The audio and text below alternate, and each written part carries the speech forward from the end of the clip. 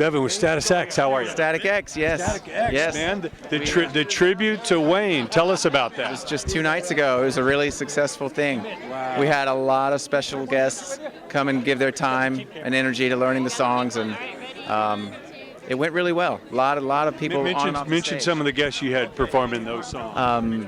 Nita Strauss from Alice Cooper's band. She came up and played a couple songs. Dave Navarro from Jane's Addiction played a couple songs. Some fellas from Il Nino. A good friend of mine from a band called The Blondes back home in Atlanta.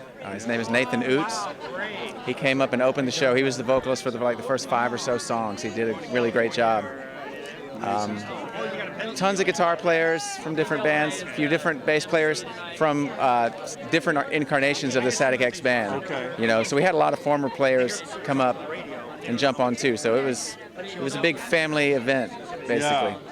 Yeah. Tell us, for those that didn't know Wayne the person, what kind of guy was he behind the music? He was a good guy, man. He cared about his employees. He cared about everyone from the top to the bottom. A really family vibe kind of guy. That every time I played with the band 3 different stints with 3 different lineups, and every time I was out with that band, there was a family vibe going on. It all started with Wayne.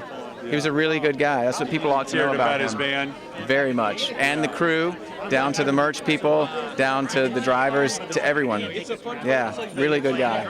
Well, we're celebrating Led Zeppelin tonight. Do you remember your earliest memories of hearing Zeppelin, and what did that band mean to you? I remember hearing Black Dog on an FM station going to my grandparents' house. I was probably, I don't know, 6 or 7 years old. I thought it was the heaviest thing I'd ever heard in my life, you know?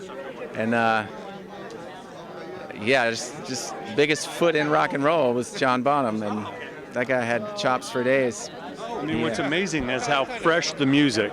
Some bands sound a little dated.